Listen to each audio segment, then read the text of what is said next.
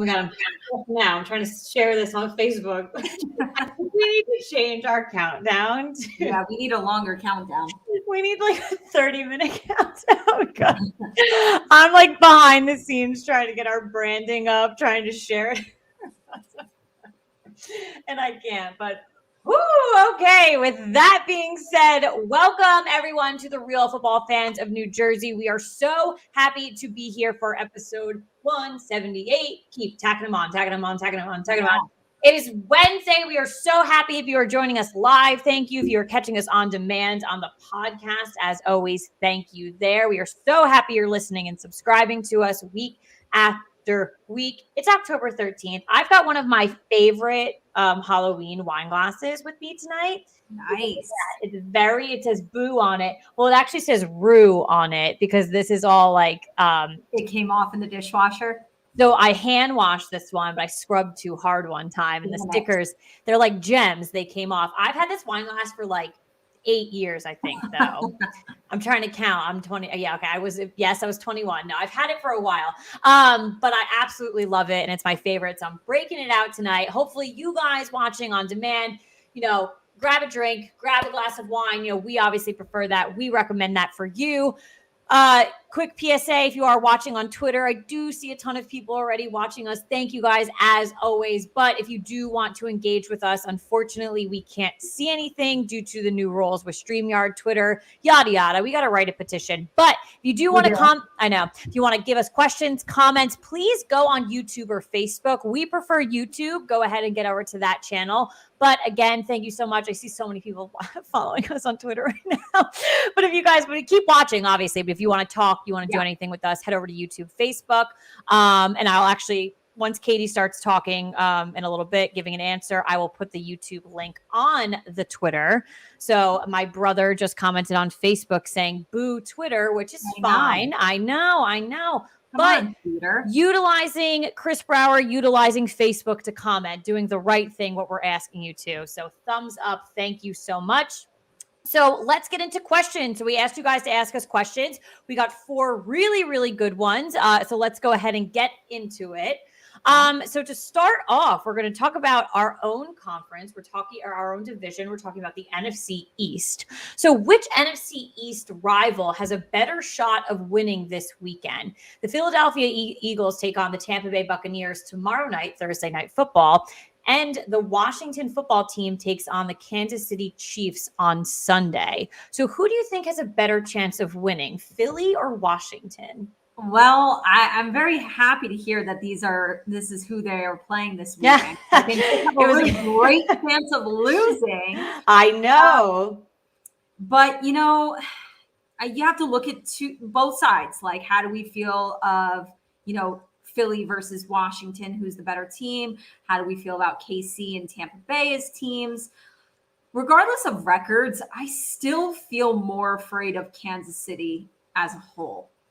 I do. And however, Washington definitely has a top defense. I really like their defense. And offensively, they're pretty on par with Philly. You know what? I'm going to go Washington. I just really like Washington a lot better defensively. So that's what I'm going to go with. I'm going to go with Washington has the better chance, but I do believe both will lose. Oh, absolutely. I am going with Washington as well, but it's funny. I said absolutely. I actually, that Washington Kansas City game, and you guys, we give you our picks every week. It was one of the games I actually looked at for a little bit. It's not, it really, and I think it's just because of how the season's going. With Kansas City, I still think they are very much a powerhouse. I would not want them knocking on my door on a Sunday. Yeah. But just kind of just how things have rolled out. It was one of the games that normally I think you would just swipe on through and be like, yep, Kansas City. I looked at it a little bit. So that's a little bit of teaser for later. But yes, I'm going to go with, I think Washington would have a better opportunity. I'm just not really pleased with anything I've seen out of Philly these past couple of weeks. In Tampa Bay, they're still showing us everything that they can do down in Florida. So all righty. And obviously, too, as we ask each other these questions, if you guys have any opinions on things, feel free. Send them. All righty. So out of all the housewives, who have recorded songs out there. We do have a couple of singers in this group. Which one is your favorite hit? I am definitely a fan of, and we're going to travel back in time, but to me, it is still super relevant. I have it on a bunch of my Spotify playlists. I'm a huge fan of Luann's Chic C'est La Vie. Wow, she's great. Chic C'est La Vie. And it had to be Luann. It wasn't going to be anybody else. No, but Chic C'est La Vie, I love singing to that. Like when it comes on, I'm all about it. It makes me happy. Chic C'est La Vie is a total classic. Absolutely. Honestly, like I love it. It really is a party starter. Another comment on Facebook from Christopher: "Money can't buy you class." It's a good. They're all bangers. They're all good ones. I'm going with Luann as well, but I'm going with Feelin' Giovanni because I just loved how it came about. That just shows true talent, creative. It was giving the people what they want. We all wanted it. We wanted it, and she delivered, and it's such a great song. And I love everything about it. So I got to go with that one. Listen, when we met Luann for the second time at her cabaret show 2 years ago, we did suggest to her that her next big hit needs to be about eggs a la France. Oh, it has to be. She liked it. She laughed, and we need to make that happen. We need an eggs a la France. C'est bon. C'est bon. We could just write it for her at this point, I think. We really could. All righty. So I actually honestly just wrote this question down, but I actually wrote the wrong year down. And so maybe this is a sign for good things to come. So I don't know how they're physically possible, but they could happen. So the question we got was, we are on the 10-year anniversary of the Giants 2011 Super Bowl. So it is, what is your favorite memory of the Giants 2011 Super Bowl run and win? I actually wrote down 2021. So maybe that was I don't know, maybe Super Bowl run, baby. Maybe it's a sign. Who knows? 1-4. No, that's a question though. Obviously that is the most recent Super Bowl for the Giants. So clearly the fresher one in our memories. And, obviously, as great as the actual Super Bowl game was for obvious reasons, I just remember that San Francisco game. You're in my head. Like it literally, I remember the moments. I feel like I remember the moments more from that game almost, or just as much as the Super Bowl, 100%. Especially, the muffed punt that, in overtime that gave the Giants the ball to, kick the game-winning field goal. And I just remember that being such a battle going back and forth. And it was so damn tight, so close. Obviously, like I said, an overtime game. And I just remember being on the edge of my damn seat the whole entire time. And to win an NFC championship game in that fashion to send you to the Super Bowl was just, it was huge. It was incredible. So, we are connected on the same level mentally because that is my true favorite moment. That game was football. Like, you want to watch a football game, it was rough. It was muddy. It was rainy. It was mistakes were happening. It was a battle up and down the field for the entire 4 quarters. I also feel like those two teams, and I want to give credit to the 49ers as well as that Giants team, is I believe we had the best offensive lines and defensive lines in all of football, both teams.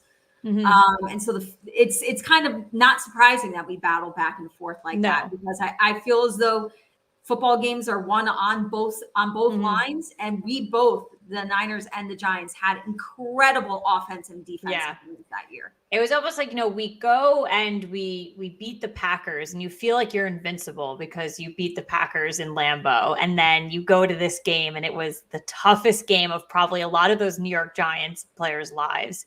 And like I'd said, that was football. Like when I think of a football game that like really gets you to your core, like that was that game. Yeah. So amazing. We do have a comment on Facebook, the Victor Cruz week 16 Jets touchdown. That was a shining moment that year.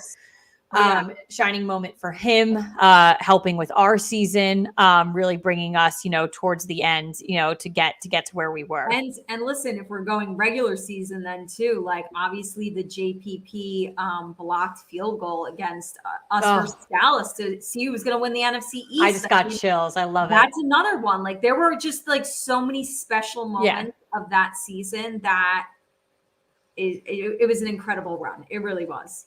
Truly was, start to finish. And who knows, maybe my typo earlier is a sign. Maybe things will certainly be making history there, starting 1-4 and then going on to do it. I don't know, maybe some stranger things have happened. Who knows? So we could see what happens there. So one last question. Which quarterback would you rather have on your team right now? Justin Herbert or Kyler Murray? Such an interesting question, just for the plain and kind of, I feel as though obvious thought about the fact that these are two very different quarterbacks. I mean, physically, when you look at them next to each other and just their style of play. And for me, this is kind of an easy one. If you followed our show before, this is kind of how I've always felt. I like the old school quarterback. I like a pocket passer rather than like a pretty heavy dual threat, which I feel Kyler Murray is. Yes, he's phenomenal. He can throw the ball. And Justin Herbert can also run if he has to. But I do like the guy who's more of a traditional pocket passer. And for that reason, I'm going to go Justin Herbert. I like Justin Herbert too, because I think that maybe he's in a little bit more of an advantage, as I think that the Chargers with him can truly, and his surroundings can grow. Like they could grow together. There's some other aspects of that team that are young. Kyler Murray is still a very young player on this Arizona Cardinals team that needs to grow. But, there are some, known names out there, and who knows how much longer they'll be in the NFL. I'm sure it'll be a decent time, but I think Justin Herbert has more of like that unique strength to where this team is actually, to me, projected to grow very, very much in the next, say, 2 to 5 seasons. And Arizona, while they're up right now, they're the only undefeated team left in the league. I kind of get a sense of like, I don't know how long that could last. So that's why I'm going to give the one up to Justin Herbert here, because I think it's actually going to stay around for a while.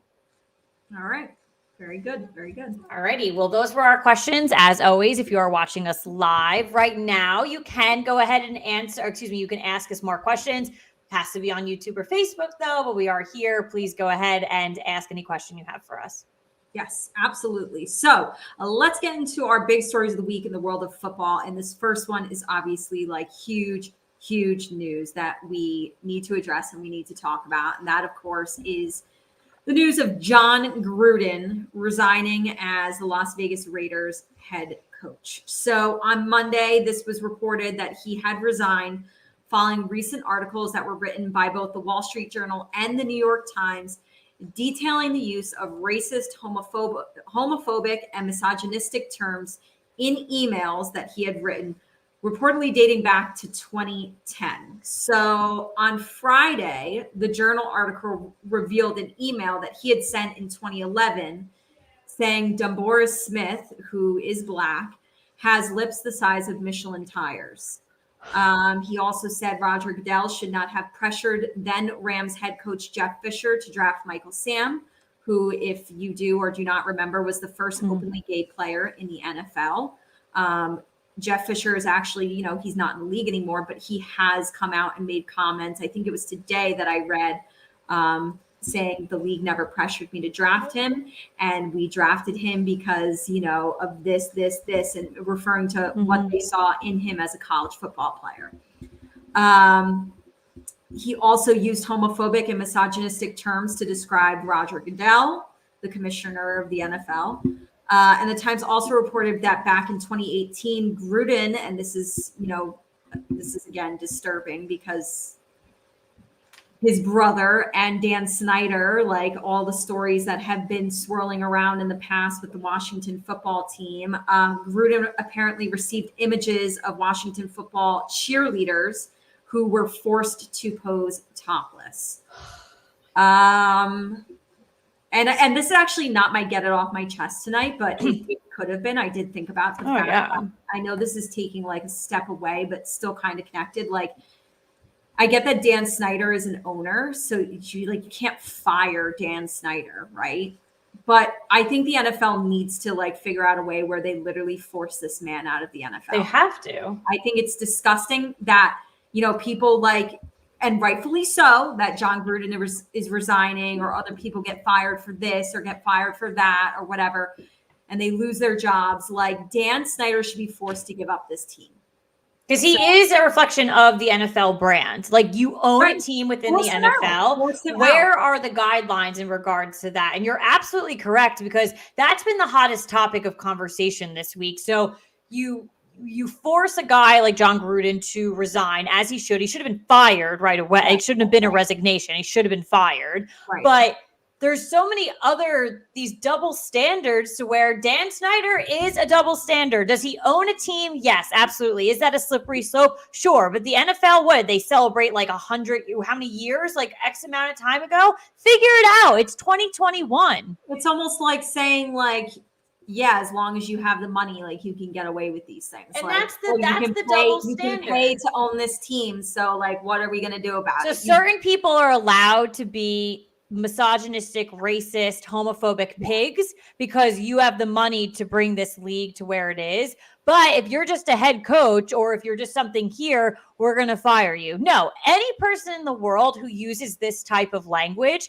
if you're in a position where you could get fired for using it, you're going to be. But at the end of the day, if you can't be or not fired, you're still a piece of shit. Like, that's what it is. And so now we've got both Gruden brothers who are pieces of shit. And so going back to Jon Gruden and getting back on topic of what's happening right now, I do have a quote from him.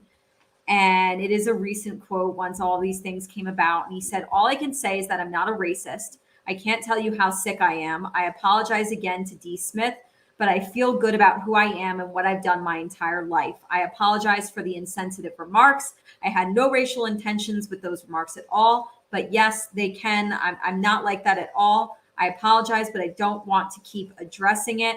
That, of course, is just talking about the one scenario. But like, let's also remind ourselves that his, now his former player, because he's not the coach anymore, but you have a guy like Carl Nassib, who this offseason came out as gay. He took a personal day today to deal with all of this stuff, which this was his head coach.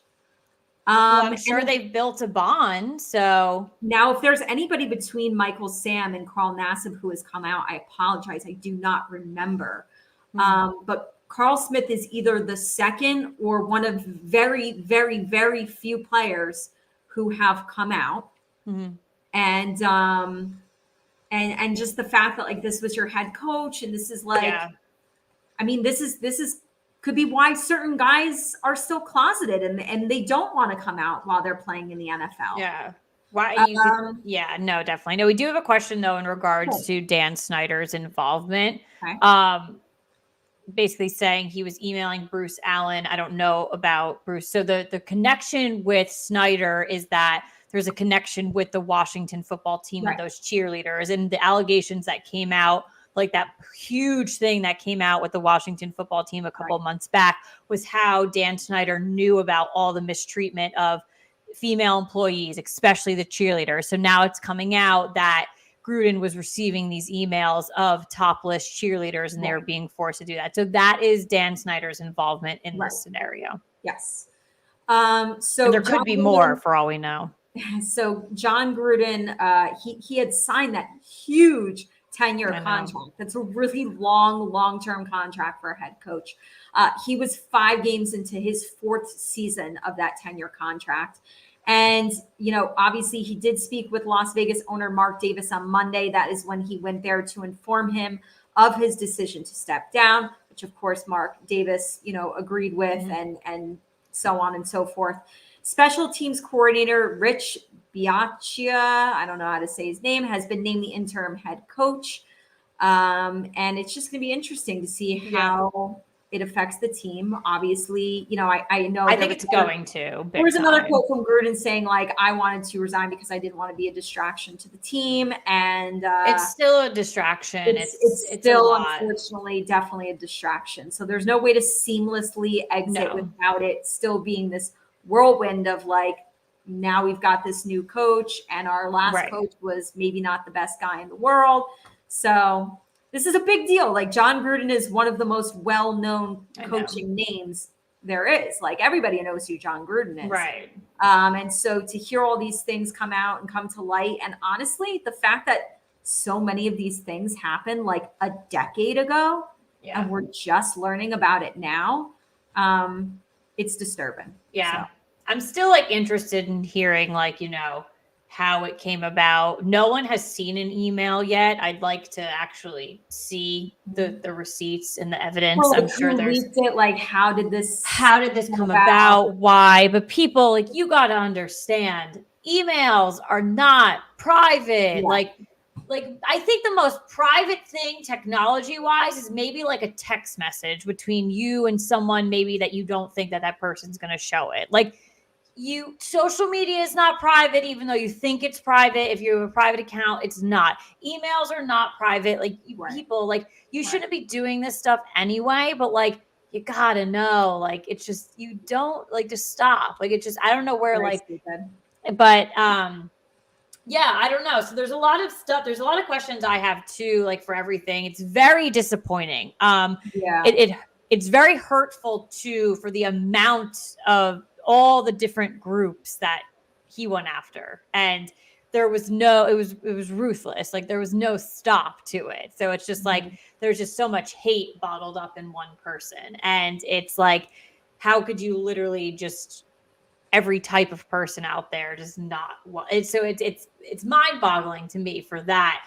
And I think too, the question becomes, with the distraction factor, there's probably people there now. I mean, they're probably investigating a lot of things within the Raiders, and they're going to go back to Tampa Bay too, because who else was involved? You can't just stop and say it wasn't Jon Gruden. It was just him by himself. Right. Who was he emailing? Who was replying back, maybe agreeing, things like that. It doesn't just end with him. And it might. Listen, I don't know. Maybe the NFL is just probably like, it's over. He resigned. But that's kind of what's on top of my mind now. Who else is involved? Well, I got to tell you, I think if anybody's going to dig deeper into that, it is going to be the Wall Street Journal. It is going to be the New York Times. So I'm sure they're gonna keep going. Any journalist out there, dig. Yep. Disappointing. It really is, for sure. So it's never the stories that we want to report on. It's just, there's too much hate, too much. It's ridiculous at this point. Just stop. Love everybody. All righty. Speaking of hate, week 5 sucked for the Giants. I'm kidding. Yes, it sucks for 50% of the NFL too. So, but let's get into week 5 thoughts. Just kind of what happened this past weekend in regards to the NFL. So, listen, the Vikings. Big win for them. So Minnesota Vikings quarterback Kirk Cousins took the team down the field, and kicker Greg Joseph kicked a 54-yarder game-winning field goal. Time expired. They beat Detroit 19-17. Detroit was like there. They were there. The same thing with the Colts this week. They were there. Yeah. Like, you know what I mean? Like, you thought it was happening. You have the Lions head coach, he was very upset after the game. Like, he was almost like crying for it. Listen, I have much respect. Like, I'd be very frustrated too and upset for my team. Like, that was definitely, but listen. You know how it feels to lose like that. So we get it. I get it. I've cried too. And I probably will continue to cry the rest of this season. Yeah. But then on the other side of it, from a positive emotional standpoint, you have Kirk Cousins on the sideline pumping everyone up, and he's almost back to you like that mode. And he was there. He was definitely in that moment for sure. So it was, I really thought he was going to take the coach down with him when he was chest bumping. I was very nervous. Some of these NFL coaches are older. You can't be taking them down with your excitement. But definitely exciting for the Vikings. for sure. Huge day for Mr. Tom Brady for the Tampa Bay Buccaneers.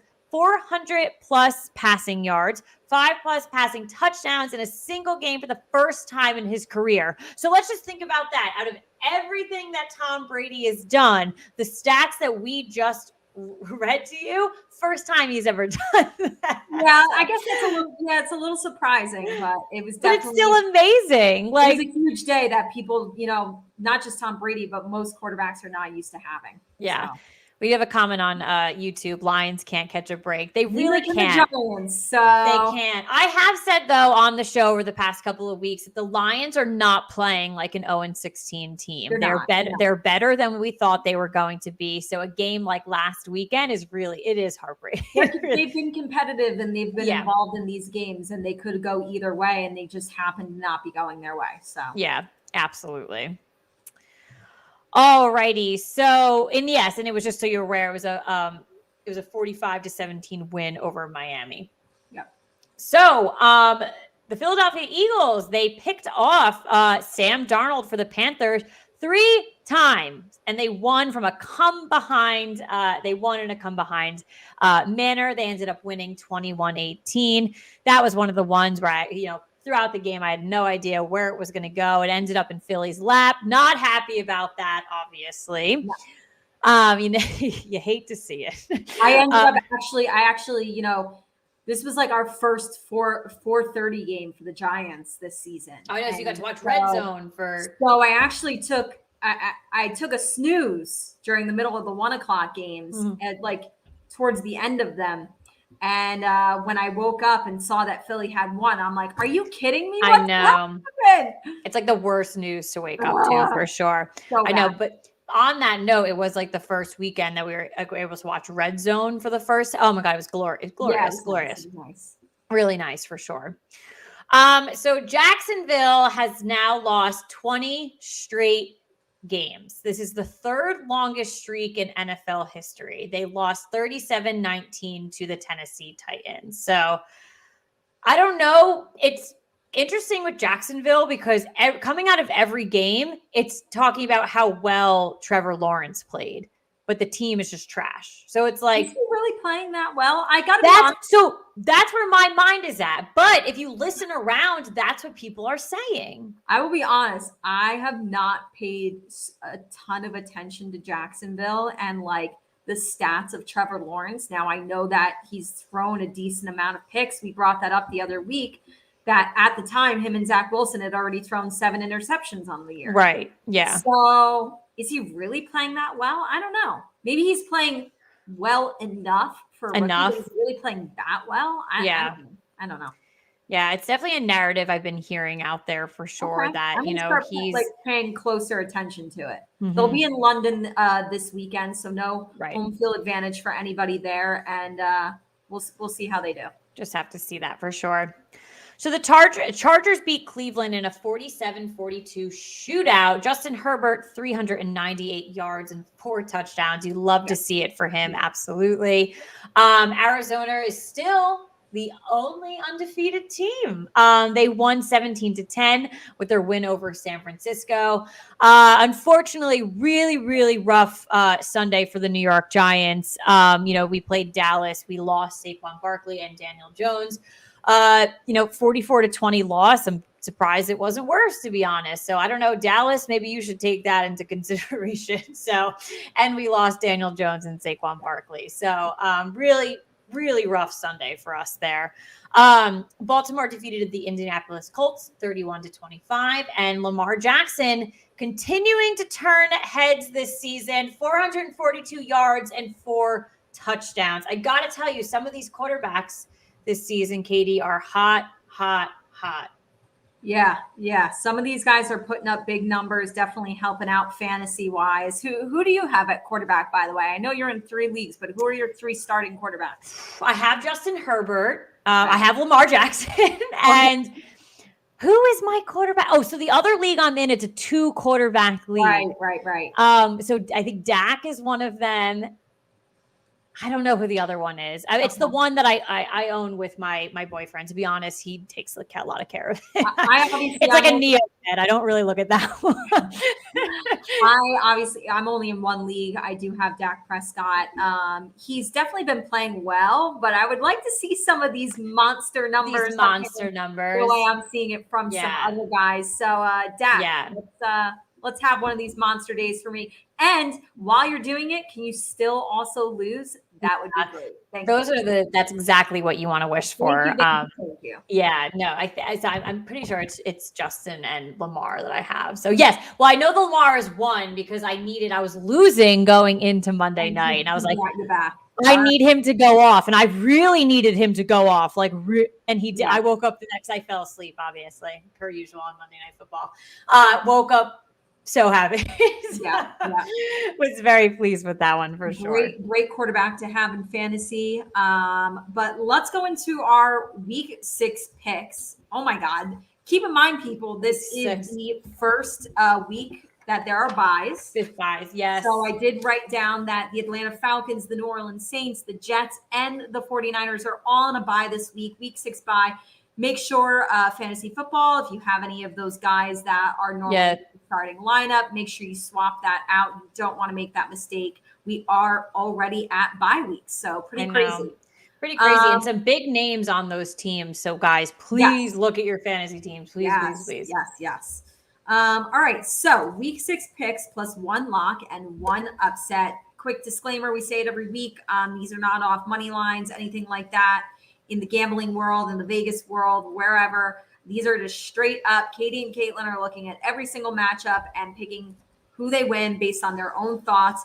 If you want to take our opinions on it to help you make choices, by all means. Sure. These are just straight up picks. So, Caitlin, why don't you start? Read slow enough for me to follow. I will. We'll see how many we have similar.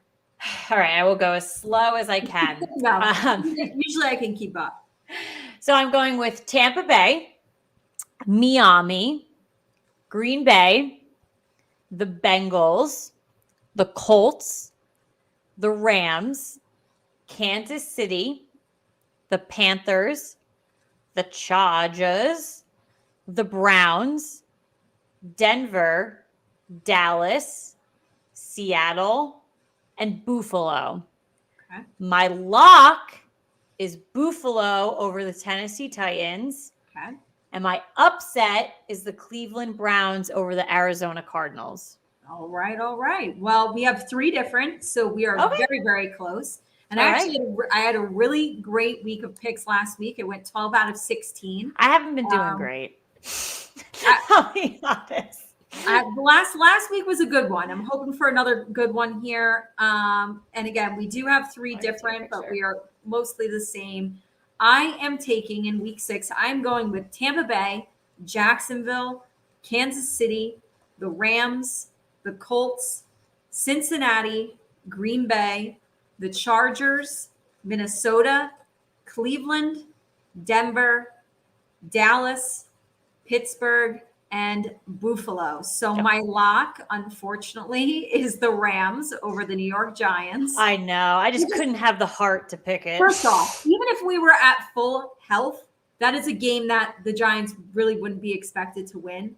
Now add in the fact that we're missing everybody, potentially even Daniel Jones. They could call me. The Giants can call me. We could play on Sunday. They might need to. My upset, I am totally on board with this one with you, Caitlin. I think this is going to be a popular upset pick for this week. Going with the Cleveland Browns over the Arizona Cardinals. I did almost. So going back to our conversation earlier, I truly almost picked Washington over Kansas City as my upset. That would be a big upset. I know. Cleveland over Arizona definitely counts as an upset, and it definitely is a realistic upset. It is. The Cleveland Browns, and I think the Chargers defense is pretty good. They just put up 42 points against the Chargers. Yeah. I get that Arizona's got this explosive offense, but the Browns can keep up with that, and they can score just as many, if not more points. So I think this is a really good upset pick, and I could definitely see it happening. Absolutely. All righty, let's move into Housewives. We coming back to football. Don't you worry, we have a great game later. But Meghan King of Real Housewives of Orange County, former Real Housewives of Orange County, she got married. Surprise. So she actually just like announced she was dating this person. So now here we are getting married. Here we are. So she literally, as it states across many tabloids that her fans and even her family were absolutely stunned. So she married Cuff Owens, and you guys can fact check me on how to spell or pronounce his name. It's Cuffe if you want to. On Monday, they've known each other for less than 1 month. A source says her family is absolutely shocked, but that she did give her ex, Jim Edmonds, you obviously know him as he is he coached for the Cardinals and he played for, I don't know, he's in baseball. He played. I know, but now he coaches for I don't know what he does now. I don't pay attention to baseball. He's a scumbag. You guys know him, so whatever. Yes. The heads up that she was getting married because the kids were in the wedding. I got to tell you, the pictures are absolutely adorable. Maybe it's a good thing. And I saw that picture of her and him with the kids. And maybe it's a good thing that those kids are as young as they are, because if they were even just like slightly a bit older, like, 10, 11, 12, they would be like, you're marrying this person that we legitimately don't even know. And you don't even know? Like, wow, Bethany. She's probably lucky that these kids are as young as they are to not realize how crazy this is. I agree. So her divorce to Jim Edmonds was finalized in May, and she was briefly dating a Christian Schaff and Will Ruse before meeting Cuff earlier this fall. Out of Christian and Will, which was the one that we posted about and she liked it? Well, we talked about both of these guys. That's what's crazy. But we had posted first about Christian. That was like her first. He was cute. He was cute. He was a really good looking. He was, guy. yeah. And we posted on our story like who is better looking, and she voted. She actually voted on it, and of course she was Christian. I love it. But then we did report on Will Ruse, who this was literally like very, very recent. She had this whole thing on Instagram about how they were friends for a really long time. Yes. And we talked about the whole thing. And then I thought that this guy was that guy. He was like, one day I just woke up and we realized like, wow, we like each other more than friends. And like, it was this whole big deal, this whole big announcement on Instagram about it. And this was literally like over the summer. Yeah. So it's just crazy to me. Like, it's one thing that you married this guy knowing him less than a month, but like it also becomes funny where in the last year you've gotten divorced, you've had 2 boyfriends, and then you married another guy. All in a pandemic, what girl. What does that say about you? All in a pandemic. People are thriving in this pandemic. It's embarrassing. It's crazy. So multiple sources confirms that they've only known each other for just a few weeks before getting married in front of friends, family, including, and I saw a meme about this, which made me laugh out loud. Cuff is President Joe Biden's nephew. Yeah. So I saw like a meme where it was like, who had Meghan King Edmonds, marrying Joe Biden's nephew on your bingo card, on your 2021 bingo card. So like that made me laugh out loud because throughout the day when I saw pictures of like Biden going to a wedding, it really took me the whole day to connect, like to realize. Yeah. And people were talking about it. I was like, wait a minute, is that the same? He's going to the same wedding? Like, yes. So it took me all day. So yeah. So honestly, it was at Cuff's parents' house in their backyard on their own wedding anniversary. So they did meet on a dating app. So we do have a quote from Meghan. We texted a day or two, then spent 5 straight hours on the phone the first time we spoke. By the time that call ended, Cuff was booked and packed for a flight to St. Louis that took off in about 8 hours. Within a week, we were back on the East Coast, meeting his family and starting to plan our future together. We didn't leave each other's side for weeks. Okay. Listen, I am a firm believer in like the when you know. Yeah. But like, But just And because you know doesn't mean you have to go do. I know. And that's exactly what I'm thinking right now. And I also know that we also say this about a lot of the housewives sometimes, like when they're older and they meet someone, it's like, what are you really rushing? You know, we've been there before. We know what we want. Meghan is like 37 years old, I think. I don't even think she's 40. Yeah, I just think, yes, I'm a believer in when you know, but that doesn't mean just because you know you want to marry that person, you don't have to go out and do it the Do next it in a day. year. Do it Yeah. in a year. There's no rush. You have children involved. Like you have other people involved. I just think it's pretty pathetic. And honestly, like sometimes you say you know, but like what you don't know is like you don't fully know that person. You just can't. You cannot fully know that person. Because like, even when you're first like dating someone, like in the first like couple months, like you do have those nights where you talk about everything. But there's even things that you don't learn about someone until you can be with somebody for a year, 2 years, 3 years, 4 years, and you will still not as frequent, but there will still be things you learn about your significant other along the way. Well, absolutely. So it honestly, like, I don't know. It's just, what's the rush? The fact that you knew that he was the one, that's great. Congratulations. Right. But it didn't mean that you needed to go out the next day and get married. It's when I sincerely thought, so she had posted on Instagram like a couple weeks I guess a couple weeks ago of him and was like, this is my person. I swear when I scrolled past it, it was the guy she was just dating. And then when they got married, I didn't realize why everyone was making such a big huff about it. And then I connected all of and I was like, oh my God, this is someone new. I also feel like if I were to get divorced, right? I feel I would be so much more cautious about ever getting married a second time. Or like just that quickly. Well, yeah, that quickly. But I just feel like, I don't know. I feel like, and I can't speak because I'm not a divorced person, but I just feel like divorced people, like they're either like, I'm never getting married again. Right. Or if they do, they're like very cautious about it, like because they know like divorce is not fun and it's a process and it's painful. Well, clearly she just finalized. Don't want to go through that again. No. And so like it feels like you're setting yourself up potentially for another divorce because you essentially, in my opinion, married somebody that you don't actually know. Yeah. Well, I mean, good luck. Honestly. Congratulations and good luck. It was a doozy. Yeah. All right. Well, let's get into our second big story of the week in the world of housewives. We have kind of like a couple of different updates on different franchises and things we can expect about when they will be airing. Obviously, we have a couple of franchises that are airing on TV right now. This is more so about the ones that we are patiently waiting for. So, a report has just come out that the Real Housewives of New Jersey season 12 premiere has now been pushed to 2022.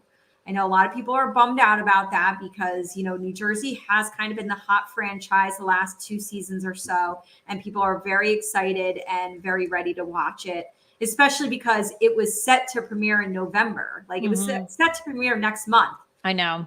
But it has now been postponed, and instead Bravo has moved up the premiere for season 16 of The Real Housewives of Orange County. Yeah, I've seen some clips from it, so... Yes. So Real Housewives of Orange County is now going to premiere in November instead.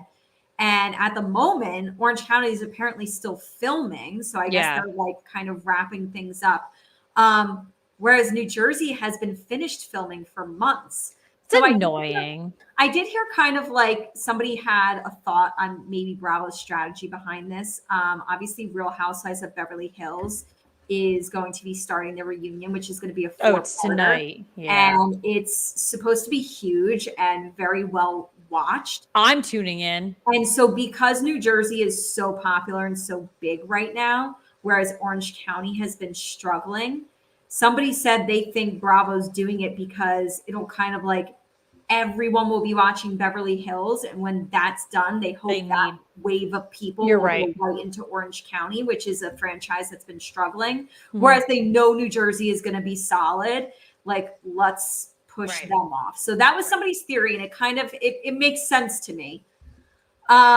Now, we also got the official trailer for season 1 of Peacock's The Real Housewives Ultimate Girls Trip. Caitlin sent me this trailer the other day. It is going to start streaming on November 18th with new episodes debuting every Thursday. Let us just say that the trailer looked amazing. And Incredible. What I said to Caitlin is that, and even though we don't have our plans yet for how we're going to watch it because we don't have Peacock, I said to Caitlin, this trailer for this show has me more excited than any trailer I've seen for any of the regular Housewives franchises. It was so good. Kenya backed up that statement, my feelings about it, by saying in September that she promises everyone that it is the best show that she has ever filmed. So if you have Peacock, you are like so in for a treat. And if you don't have Peacock, if you do, either way, watch the trailer. It might convince you to get Peacock or like definitely commit you to watching it because it looked incredible. And I love the mix of women that they picked for it. They picked a really good crowd. I know we have the lineup for season 2, and I just feel like the lineup for season 1 is kind of like it's the creme de la creme. Well, you know it was the creme de la creme because the opening of the trailer is like all iconic scenes that have happened with these women. Like I got chills of that like 30 seconds of just also, like they're doing it not knowing whether they'll ever get a season 2 or not. Like when you start filming something like that, like you don't immediately get the green light for a second season. Right. So if it was going to be a one and done, then they're like, they're picking the best of the best. Oh, absolutely. So season 1 is going to be incredible. I'm so excited. So if you have Peacock, watch it. And if you have Peacock, give us your login and the password, please. I think I'm just going to get it at this point. Like it's not, I'll email them and we can get it together. I don't know how much it costs. And then we'll just split it and we'll share the login, the password, whatever. But I think we should just attempt to email them and we'll send them our podcast and be like, listen, like we give you free advertising every week. Just give us a freaking login. Like I'm not paying for this shit. Like I think we'll try that strategy first. If it doesn't work, I like it. We'll pay for it. So very good. Very good. Whatever. Have you ever seen, did you ever watch Arrested Development? No. I'm thinking there's whatever. I'll give a high level view. It's about like a rich family that goes broke and the mom's like a big rich snob, but she's hilarious. And she's a famous actor. How is it literally Schitt's Creek? It like honestly is. But it was from like a while ago. So that's why it's like the mom. So basically like the mom has no sense of any like pricing on anything. So it's like they own a banana stand and it's like, she's like, really? Like how much can one banana really cost you? $10? It's like one of the most iconic lines from that show. And every time I think of like, how much can it really cost? One banana, $10. So that just made me think of that. Great show, honestly. So alrighty, so that's it for Housewives. Let's move into our game of the night. We have played this before. It is a fun one because we love looking at matchups every single week for the NFL. We love looking specifically at quarterback matchups. So that is exactly what we're doing tonight. Our game is called Tale of the Quarterback Picks for Week 6. So we're looking at every single game of Week 6, and we're saying which quarterback for each matchup is going to have the better game. And I got to tell you, there was obviously some obvious ones here, but there obviously were some matchups where you got to go and you got to go digging. You got to see what's going on. I did feel like just like every week in the NFL, like you can pick who you think your obvious winners are going to be, and then somebody, 1 or 2 or 3 teams will win and you didn't expect it. I feel like I had to look at this game a little bit like that, and like I might have some like little upset picks in this one because I think it's fair. It can't always go as planned as advertised. So I went with a couple of like little weird ones here and there. Yeah, I'm looking at my list now, and I don't know. Maybe I'm pretty basic, but I definitely threw in 1 or 2 upsets. All right. Well, let's get into it. So we do have our Thursday night game with Tampa Bay versus Philly. So we have Tom Brady versus my guy, but he's having a hard season, Jalen Hurts. We don't need to discuss this one, Tom Brady. I know. It's anyone at this point. So number 2, so we do have Miami, and Tua Tagovailoa is supposed to play. So we do have Tua versus Jacksonville's Trevor Lawrence. Obviously you have to factor in that, like, do we know if Tua is really going to be 100% healthy? Not sure on that one. It hasn't even been fully stated that he's playing yet. And I just feel like, I don't know. I thought that Trevor Lawrence really hasn't had like a real solid game yet. And I think it could come now. So I'm going to go with Trevor Lawrence. I'm going with Trevor Lawrence too, but obviously we spoke about him a little bit earlier with what I've been seeing out in the world in the Twitterverse. But I just think it's you're right. It's based off of Tua coming off of an injury. I don't expect any person to come out and have I almost like get like suspect about that. Like if you've been injured for like a couple weeks and you come back and have like a breakout game, like were you really injured? Like you need that buffer period a little bit. Yeah. So, and obviously Tua is my guy. He needs time to heal. So, Oh my God, I didn't pick this one. I knew I was missing one, but it's easy. Well, it's whatever. Obvious. It is, but I knew I had like 4 that I didn't highlight immediately, and I like did some. I looked at the receipts, but I knew I was missing one. But we do have Kansas City's Patrick Mahomes versus Washington's Taylor Heineke. I really like how Heineke's been playing. I do. Props to him, but it is Patrick Mahomes, who, in my opinion, is the best quarterback in the league right now, and you got to go Patrick Mahomes. Absolutely, and now that I'm doing it, I agree. Yeah. Alrighty, so for the Rams, you have Matthew Stafford versus the New York Giants, Daniel Jones. We do not know his status, so that's always a question mark for you guys. I'm going with Matthew Stafford. Yeah, it is. Honestly, though, like prior to last week, this would have been more of a, I think Stafford, and I've already given my props to him. I do owe him that over the past 3 years that I've been not nice to him. I've given my props to him on LA. I do like the way he's playing there. I think if what happened to Daniel Jones last week didn't happen, though, I probably would have sat down and thought about this one a little bit more. I'm very impressed with what I'm seeing from Daniel, obviously, but we don't know. And obviously, if we go in a different direction, So 100% Matthew Stafford. All right. So Houston's Davis Mills and the Colts' Carson Wentz. Here's my upset pick. I'm going with Davis Mills. All right. This is the one I had to pull up the receipts for. So and I have receipts as well. So I've honestly, just to be honest with you guys, I've never been a fan of Carson Wentz. No. I don't like, and I don't want to say that he's not good. It's just he's definitely been an injury plagued quarterback. It's definitely factored into the whole scope of his career. And I'm not a fan of his play. Davis Mills, he had his first big game, right? Last week. He threw for 312 yards and 3 touchdowns last week versus a pretty tough New England defense. So I am going to give a follow-up performance, and I'm going to go Davis Mills over Carson Wentz. Yeah, I'm going with Carson Wentz. I think, the Colts really had a tough loss last week. And, they kept it up with the Ravens. It's not an easy thing to do, especially when Lamar Jackson goes off like that on a Monday Night Football game. So I think the Colts, it's kind of like now, there's a couple of teams where we're like in due time. I think the Colts are getting there. So I think just like with this game, it'll be and I did pick them, obviously. So I think in that aspect, I looked at both of their numbers and there was definitely some similarities there. I'm just going to give it in favor of Carson Wentz here. Okay. Alrighty, Cincinnati, Joe Burrow versus Detroit's Jared Goff.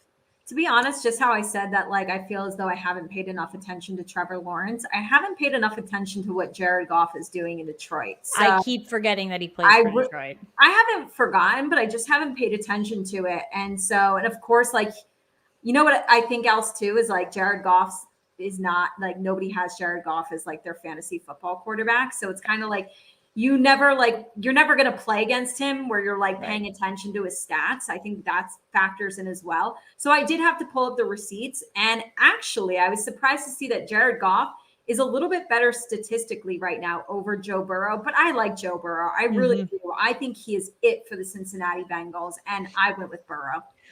I honestly pulled up the receipts as well and saw the similarities. But for me, when I'm looking at these two names, there's so much excitement that comes up out of the page when I read Joe Burrow. He is truly he's the guy.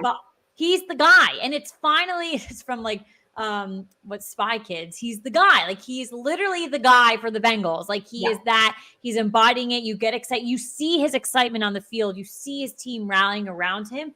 Jared Goff going into week 6 is still molding into the Detroit Lions quarterback. And for someone that's been around in the league, it sucks, but it's gonna take time for him. They do need to win a game for probably people I haven't forgotten that Jared Goff is playing for Detroit because I constantly think about him and think about the fact that he must be so goddamn salty. Yeah. That he traded to the Detroit Lions. Like that sucks. Like he had, and like for Stafford to be doing so well in Los Angeles. And that's not surprising because like Jared Goff, like you have huge playmakers for the Rams. No, I know. And to be traded to Detroit, that blows. I wouldn't be happy either. No, not at all. All righty. So we have Green Bay's Aaron Rodgers and Chicago's Justin Fields. I got to tell you, I was like shocked that Chicago won this past weekend. I really want, like, they won the last 2 games after that one atrocious game that they had where they did nothing offensively. Right. But I mean, Aaron Rodgers. Yeah. Easy peasy. All righty. Then we have the Chargers, Justin Herbert and Lamar Jackson for the Ravens. This is a fun one. You're going to love this game because you said these are your fantasy quarterbacks. So I know they both need to go up.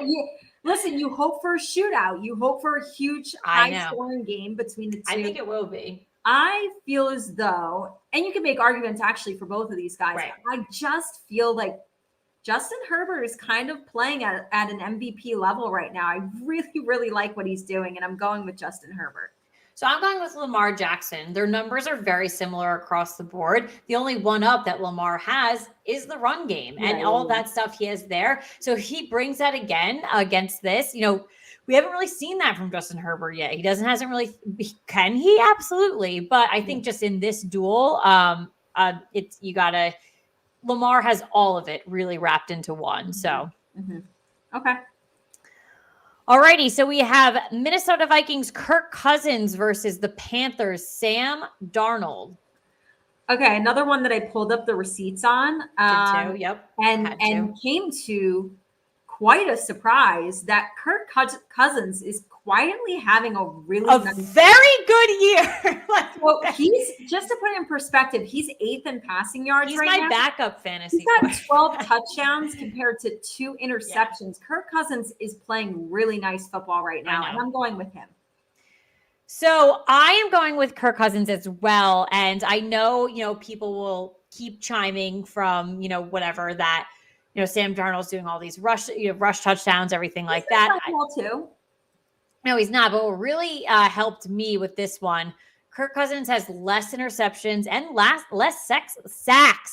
He's having less sacks. Oh boy. I don't know how I would know that. Our sources tell us that. Our sources tell us. So he's going to be the New York Times and the Wall Street Journal are digging and investigating into this. I honestly can't. I need like 3 minutes. But no, he's got less sacks against him. And I know that has to do with the line and everything. But those two, so when I was looking at everything, just to show the fact that he's thrown less interceptions and he's not really getting taken down, to me, that stood out more. So that's why I went with Kirk Cousins. Yep. Listen, if you're not having sex, buddy, I'm sorry. I don't know what to tell you, but amazing. All right, and then we have Arizona's Kyler Murray versus Cleveland Browns' Baker Mayfield. So another one of the best quarterback matchups. Absolutely. This weekend for sure. But I put Kyler Murray, parentheses, but Baker does lead Cleveland to the upset win over Arizona. But I think statistically, I could still see Kyler having the better stats and having the better day. But all in all, like for Baker, it's like, who cares? Like, I believe that he's going to lead them to a win over this undefeated Cardinals team. Yeah, so I had the same mindset for sure. I think at the end of the day, Kyler's still going to have the higher stats. He's going to play better, but we obviously both picked Cleveland. It is to note, though, and I know it's only Wednesday. Wednesday is one of the biggest days for people to sit out, like midweek. A decent amount of guys were sitting out today for the Browns. I think it'll be okay for Sunday. But you have like your heavy hitters. They're all pretty much sitting today, but I think it'll get better. But it's just one thing to note. Yep. Alrighty, we have the Raiders, Derek Carr, and the Broncos, Teddy Bridgewater. Okay, if we're looking at this statistically, really, and honestly, like nothing against Teddy Bridgewater, but he really is like a game manager as a quarterback. He's never going to put up those like huge, like he can win you games, but the stats are never going to be like huge and flashy. And Derek Carr, he's second in passing yards right now in the league. Like he's used to putting up, 350, 400 passing yards, whatever. I'm going with Derek Carr.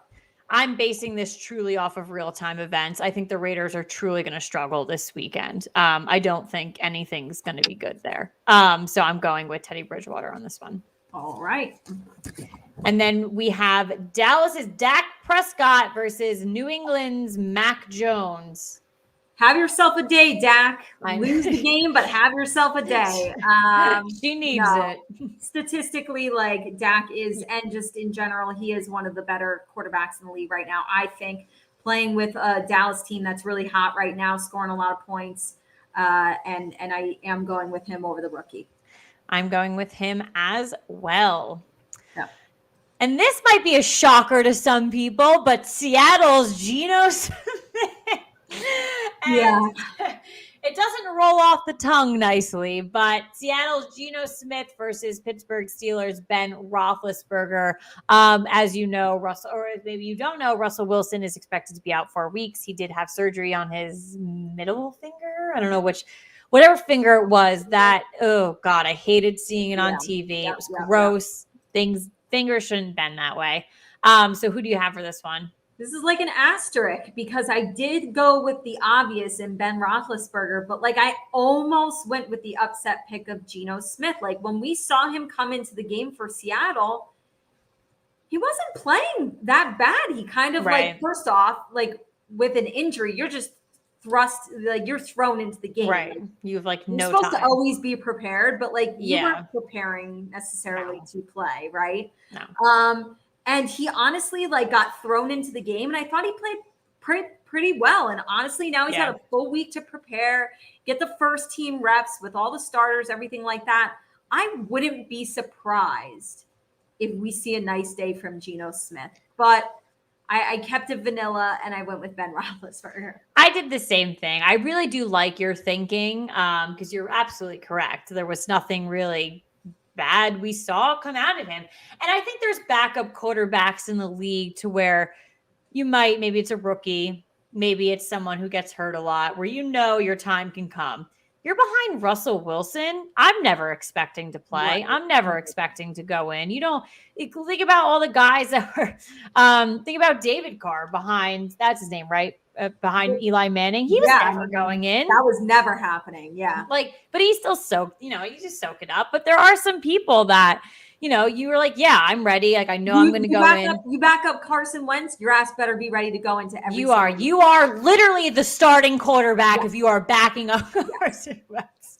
So, that was the interesting too with playing this game today and looking at all the receipts on things of actually how many backup quarterbacks have had some snaps and some plays so far this season. A lot of injuries. So a lot of them have come in, whether it was for a game, just one single game, maybe a quarter or something like that, or maybe 2 games. So it's actually that was a good, eye-opening to see actually how many have come in. So yeah. And then let's wrap it up. We have Buffalo's Josh Allen and Tennessee's Ryan Tannehill.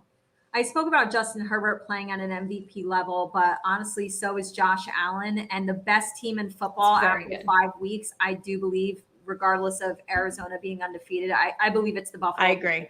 Huge statement win over Kansas City. Honestly, it wasn't even that close. And the fact that they were able to beat them like that, and Josh Allen has been the driving force of that. I'm going with him. He has truly been incredible so far. Yep, I agree 100%. Josh Allen and everything that you've said. It's kind of scary to see what they're doing. So, but exciting. I mean, like, we've always had nothing against Buffalo. I picked them to win the Super Bowl, so keep it coming, cool. boys. It's been very cool to see them like have some success, and we have no hatred towards that franchise, that team. Like, they don't really mean much to us as far as they don't play in our conference, they don't play in our division. So good for them. And honestly, they're fun, they're exciting. So they're definitely, I think, the biggest threat right now in the league. Absolutely. All right. Well, that was a fun game. Fun to look at all the quarterback matchups again. Keep in mind, like, there's only 12 games, 13 games, something like that. We do have those bye weeks. So don't forget, there are 4 teams that, we didn't address their quarterbacks because they are on the bye. So adjust fantasy as need be. But it is now the point in the night where we get it off our chest. Positive, negative, football, housewives, life, wine, spooky season, Halloween, whatever you are feeling. Caitlin, why don't you kick us off? Well, I'm feeling spooky season 24/7 these days, but as we get close, we are inching. I already guys showed you my wine glass, so don't worry. It's all in my house is all spookified right now. But yeah, so my get it off my chest is just actually like a statement to tell you guys. I will be at the Giants game this Sunday. Yeah. News to me. So we probably said it on the show before. My dad goes with his friends every home game. My dad's always there. Throws a baller tailgate. I know we've spoken about that. So he has invited my sister and me. So we will be there. So anyone, I think I already told like our friends at like Talking Giants, I'll be there. But anyone who is going, obviously, I will be there. I'm blanking on the phrase, like, for the both of us. I'll be representing the two of us. So I'll be representing the real football fans in New Jersey on Sunday. So you guys want to come by the tailgate, you tell me a tailgate to come to. Maybe I'll have some, I don't know, it's Wednesday. I don't know if I can order gifts for anyone, but maybe I can order some, some stuff for you guys. Let me know. I know it's not a great season so far, but I will never say no to going to a New York Giants game. I was always fun, always great. Does not matter what's going on. So super excited to go. Always jump on that opportunity. Look forward to having great food from my dad, baller chef Joe. Very jealous. He does kill it. Looking forward to. I'll probably pick up some pumpkin beer. Definitely the Sam Adams one. So I might need your help with that because I know your local liquor store holds it. Yes. Mine does not. So I might need your help there.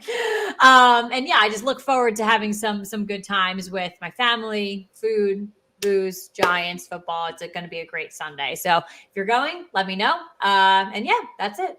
Hell yeah. Well, I'll remind you guys all next week, but I'm going to the game next weekend against the Panthers. It's a 1:00 game. Caitlin should also get tickets to it. I was telling her everybody should, because honestly, whether you have season tickets or not, the tickets are fairly cheap on Ticketmaster right now. Definitely check them out, and hopefully get to tailgate with some of you guys as well. I know if Caitlin doesn't end up going, and I'm sure her dad will, I'm still hitting up his tailgate. So it's not one to miss. I will at least be with Mr. Brower. Yeah. So hopefully it is not one to miss. We love seeing you guys at MetLife and at your tailgates and everything like that. So very fun. My get it off my chest is about life. We always say we're allowed to do life, but it's usually housewives, football, wine. But we do say it could always be about life. Always. So I was telling Caitlin, I was getting my nails done earlier, getting a mani-pedi, and I usually get them done every 2-3 weeks. And, depending on how stressed you are at work, life, whatever, I do cherish my manicure, pedicure as a time where I can put my phone away and really put the massage chair on, zone out, relax, and just shut my brain off. I needed it today. I really needed that relaxing moment. And I get there, and this is just a PSA for everybody. If you're in a nail salon getting your nails done, don't talk on your phone, people. If you have to pick up real quick because somebody's calling you, just tell them, I'm getting my nails done. I'll call you back. I was there for an hour, and for the entire length of my trip to the nail salon for an hour, a woman was talking loudly on her cell phone, having a conversation for the full hour that I was there. No. So I was not able to relax. Instead, I was glaring at her every 5 seconds. I was huffing and puffing. I was super annoyed that I was having to listen to her conversation because she was talking that loud, talking about COVID, talking about whether people are vaccinated, or like just talking about like controversial topics. Like, you know what I mean? So I don't want to hear that when I'm getting my nails done. honestly, like it was I was pissed. Don't do that, people. I know I recently moved, so this is a new nail salon and I really like it a lot. But where I used to live, like my nail salon had a sign that said, "Don't talk on your phone." Mine does. And I'm going to have to, if this ever happens again, I'm going to have to tell the owners of this salon that I will print out this sign for you. I will frame it and I will hang it on your wall because it's just rude, people. Like, honestly, before you do that, if you are one of those people that have done that, I'm letting you know right now, it is a rude thing and people are pissed. Yes. Especially me. Do not do it. That needs to be everybody's Zen quiet time. Oh, yeah. Let us enjoy that. Thank you. That is my PSA. Oh, and it's a great PSA. People, stop talking on your phone in public places. It's so annoying. Like, no one cares. Like, but you want to talk the nail salon where everybody's there to like unwind and like be pampered, and like then imagine if you were like going and getting a professional massage and somebody was talking on the phone the entire time. Like, you just don't do that. You don't do that. So I 100% agree. I'm actually like thinking about getting my nails done. I could actually look, I need to get them done. And I'm thinking about that and it's stressing me out just thinking about it. So you tell the nail people, just be like, listen, like we will sponsor you on this show. We will shout you out, but you gotta put this sign up. Be like, listen, I can't. So we won't say their name on the show, but if they make this rule, maybe we'll give them a little free advertising. But great, get it off your chest. I love the new spin on it with the life one because that is something. I was fiery about it. Oh yeah, it's one of those things. I'm fired for you. That should not happen. It's very annoying, very, very annoying. Alrighty, as we wrap up the show, here are some things you do not want to miss. If you are watching us live right now, we are 39 minutes. Well, actually, my computer is slow. We're 41 minutes into the Real Housewives of Beverly Hills reunion part 1. This is supposed to be a banger, people. I know we're ending the show. I'm probably going to go watch it. It's a 4-parter. I think, actually, no, I have it recorded, actually, so I think I'm good. But listen, I know I've had my hiatus with Beverly Hills. I am watching this reunion because we are finding out pretty much everything with Eric. We're finding out it all. All the receipts are coming out. So it's a big one. Potomac is on Sundays at 8 p.m. Real Housewives of Salt Lake City is back, as you know, and they are on Sundays at 9 p.m. We recommend you set your DVRs, though, because it is football Sundays at that time. Yep. For NFL Week 6, you have Thursday Night Football. Tomorrow night, the Tampa Bay Buccaneers take on the Philadelphia Eagles. Sunday Night Football is the Seattle Seahawks at the Pittsburgh Steelers. And Monday Night Football is the Buffalo Bills at the Tennessee Titans. Your college football slate, the main games we're calling out this weekend is number 12, Oklahoma State versus number 25, Texas at 12 p.m. And you have the newly slated number 1 Georgia Bulldogs. Let me go jump off a bridge and kill myself real quick. Versus number 11 Kentucky at 3:30 p.m. I swear to God, if Alabama does not win this weekend, we didn't talk about it on the show tonight, but I'm very depressed. But they dropped down to number 5. Like, let's relax, everyone, in the college football. Going from 1 to 5 is a little aggressive after one loss. That's all I'm saying. That could have been my get up. Well, but number 3 Iowa just had that huge win over number 4 Penn State. I know. Yeah. A little upset, though. So it was a horrendous weekend football-wise for me. But guess what? We have another week coming, so we bounce back, people. Yeah. We stay positive. Nothing is coming off my wall. We're still Giants. We're still Bama. We're great. We're going to games still, so don't worry. But as always, thank you so much for joining us. If you're watching us live right now, thank you so much. If you're listening to the podcast, thank you so much. Listen, Facebook, YouTube, Twitter, Instagram. Follow us, The Real Football Fans in New Jersey. Our podcast, we are on Spotify. We're on Apple Podcasts, Stitcher, Google Podcasts, anywhere where you listen to a podcast. We are there at The Real Football Fans in New Jersey. follow, listen, subscribe. We're always there, and we come to you week after week. And again, thank you as always for joining us. Thank you and good night. We will see you next time, people.